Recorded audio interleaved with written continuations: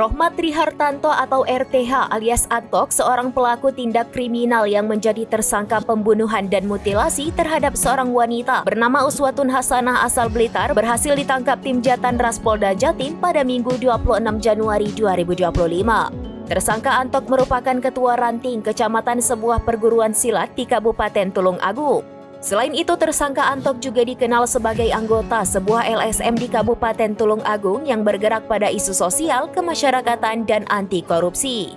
Direktur Ditreskrimum Polda Jatim, Kombes Pol Farman di depan Gedung Bidang Humas Mapolda Jatim pada Senin 27 Januari 2025 mengatakan tersangka bergerak seolah-olah sebagai LSM di Tulung Agung.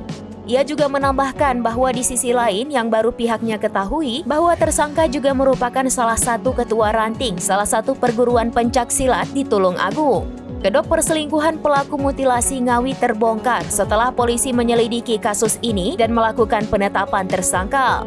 Pelaku mutilasi Antok ternyata berbohong, pria itu bukan suami siri Uswatun Hasanah. Status pernikahan siri antara Antok dan Uswatun Hasanah cuma dijadikan kedok untuk menutupi perselingkuhan yang sudah terjalin selama 3 tahun.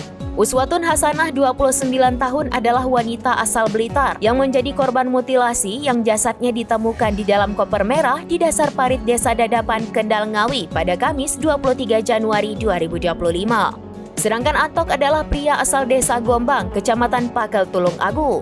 Mengulik hubungan Antok dan Uswatun Hasanah, Kombes Pol Farman mengatakan pihaknya tidak menemukan dokumen atau surat pernyataan dalam bentuk apapun yang menandai status siri pernikahan mereka. Farman juga menyaksikan tersangka merupakan suami siri korban. Status pernikahan siri itu dipakai pelaku agar hubungannya dengan Uswatun Hasanah tidak dicurigai selama tinggal di tempat kos di Tulung Agung. Sakit hati dikhianati cintanya dan tersinggung anak kandungnya diolok-olok diduga menjadi motif Antok membunuh dan memutilasi Uswatun Hasanah. Kombes Pol Farman menerangkan tersangka mengaku sakit hati dengan kelakuan korban yang berselingkuh dengan pria lain. Bahkan tersangka mengaku pernah memergoki korban bersama pria lain di dalam kosannya di Tulung Agung.